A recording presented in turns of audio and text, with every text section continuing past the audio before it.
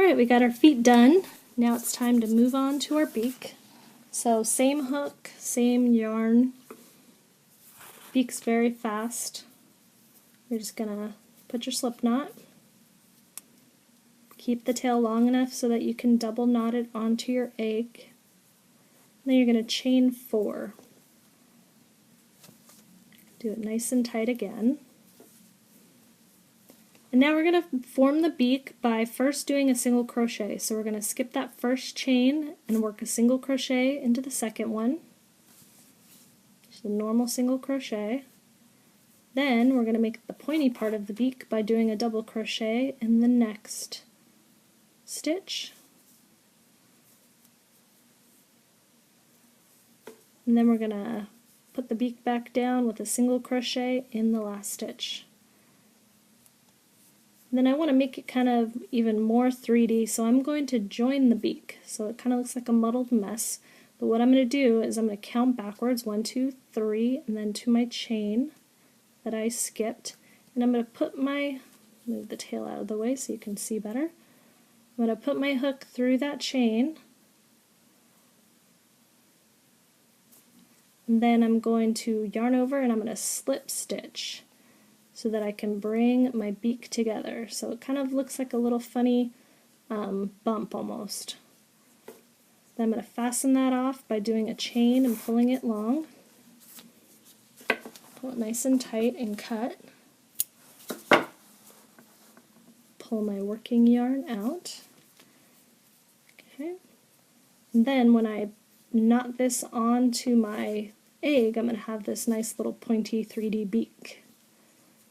So it's time to start on our egg now, so let me go grab my other yarn and hook and we'll get started. Okay, I'm going to start my pip egg, and I have my yarn. This yarn's a fun ombre yarn, and the way you can tell ombre yarn is that the color changes are very short. So you can see only this little length is purple and then it changes to green. So if you want like a self-striping egg, go for much longer color changes. But for more of a mottled tie-dye look, get the short color changing yarn. And what you can do is look at the end of your yarn, and when you see this many colors, this wound together, like each strand has a new color, you'll know you have ombre. If you see like a big chunk of purple and then a big chunk of green, then you know it's self-striping. So, I don't know why I made a slip knot, because we're making a magic adjustable loop. We're going to do 8 single crochets into our magic adjustable loop, and what I like to do is I grab my yarn with my tail pointing to the left and on the bottom, and then I use my hand and I just turn my yarn straight down, and then I have this little crossover. So I pinch that and I have my loop, so I'm going to reach through the loop with my hook. Still got the 4mm, and I'm going to grab my working yarn and bring that through the loop. And what I like to do so that I don't lose everything is I just do a slip knot, or kind of a slip stitch to tighten it down, and then I can put my work down and my magic adjustable loop won't come undone. So I'm going to do 8 single crochets. So first I'm going to chain 1, and then I'm going to do 8 single crochets inside my magic adjustable loop. So I'll do those real fast.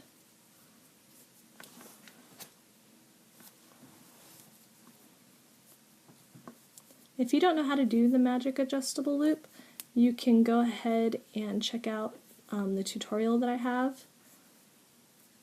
If you want kind of a really closed hole for this project, so I wouldn't recommend chaining and working into a ring that you form with chains. The magic adjustable loop's kind of the best way to go for this project. Let me see how many I have so far. 1, 2, 3, 4, 5, 6, 7, 8. Perfect. Then I'm just going to pull on my tail to close my circle. And I'm going to be working in spirals. I'm not going to join my round. So this round is complete. What you can do is you can get either a stitch marker or just an extra piece of yarn. So let me show you how I use an extra piece of yarn. Let me just cut a little length of my clementine. So I'm going to use this as a way to keep track of how many rounds I've done. So what I'm going to do is I'm just going to lay it right in between my project. Grab my tail I'm going to be using, just lay that down, and then I'm going to start my next round. So I'm going to do 2 single crochets in every stitch around so that I can get up to 16 stitches. So I had 8 stitches before, and now I'm going to do 2 in every round around to make 16. And you'll see that that just gets stuck there, but I can pull it out on my next round, and it tells me that there's my first stitch of the round. So I did 4 so far, so you can see that I have 1, 2, 3, 4, and it's right there on that 4th stitch. So let me keep on going, and we'll meet up on round 3. Okay, I finished my round. You can see I have quite a few color changes already, and I'm going to pull out my little round marker and place it in the same spot for my next round. So round 3 is telling me that I'm going to increase or single crochet twice in every other stitch. So I'm going to do 2 single crochets in this very first stitch, and that secured my round placer, my round marker. I've got 2 in that first stitch, and then I'm going to single crochet just once in the next stitch. And what this is doing is kind of forming a flat disc for the bottom of my egg, because we're working from bottom to top, and it's giving me nice even increases all the way around. So I do 2 and then 1, 2 and 1 all the way around. If your magic adjustable loop comes open as you're working, don't worry about it. You'll be able to pull it closed and weave it in when you're done. Just gotta pull it the right way to close it down. But we're gonna keep on going 2 and 1 all the way around this round, and then we'll meet up on round 4. Okay, I've got my last 3 stitches to do for round 3. Now if you put this down and you're not sure where you left off, this is what your round marker is there for. You can see that it's right below that stitch there. That's that very first stitch of round 3.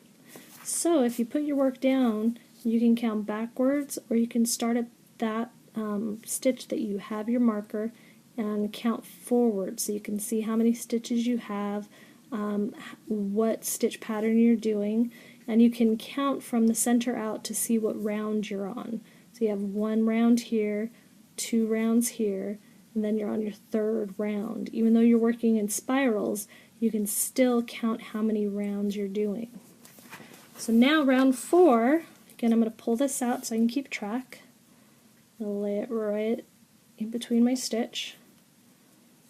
This is a simple round. We're just going to single crochet in every stitch around. So I have 24 stitches right now. I'm going to keep it at 24. And this is going to cause my egg to start to curl up. When you don't add any stitches, your project will start rolling up. It's not going to look very much cupped up after this round. It usually takes a couple rounds for it to really start to curl, so don't be alarmed if it still looks pretty flat by the time you finish this round. Just keep on single crocheting in every stitch around, and we'll meet up at the end. Okay, so I finished round 5, and you can see that it's still pretty flat. It doesn't really curl up even though I did just 1 single crochet in every stitch around. Now we're going to join our legs. So I told you no sewing. Let me grab my legs over here. All you're simply going to do, and remember as you work that you're going to cup inwards, this is going to be like a bowl. The part that you're working around, this is your outside. So you need to put the legs on the outside. Don't attach your legs on the inside where all your tails are, because your feet are going to be inside your egg instead of on the outside. So kind of look where your tails are and join your legs on the opposite side. So what I'm going to do is I'm just going to stick my hook through one of my holes and grab one of my tails from a leg. So notice it's between round 1 and round 2 that I'm pulling this through. Then I'm going to stick my hook between round 2 and round 3 right next to it and grab the other leg. So make sure that you have at least one stitch in between each tail. So I have both tails on this side, I have my foot on the other side. Now I'm just going to double knot it, or square knot as it's probably more correctly called. So just one knot and then a second knot. Now I have a leg that required no sewing. So I'm going to do the same thing with the other leg right on the opposite side. So find the stitch that's right across from your other leg and pull it through. If you want to get really technical and match up which side is which, you can. Totally up to you. Pull that first one through, and then it doesn't really matter like which way, because the egg is all the same on all sides. You don't have to put the legs, on a certain angle of the project.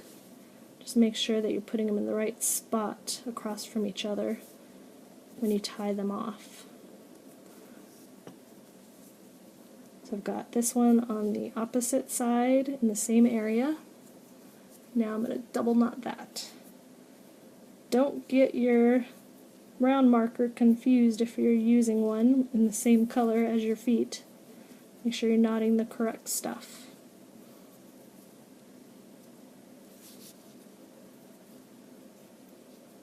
Getting that stuck in there again. You can cut these tails a lot shorter too after you knot them, so they're out of your way. Or you can just leave them because they're going to be all inside. You don't have to weave in anything. They're all just going to sit inside your egg as you work. So it's up to you if you want to cut them shorter or leave them be. But we are going to start on our next round, and our instructions tell us,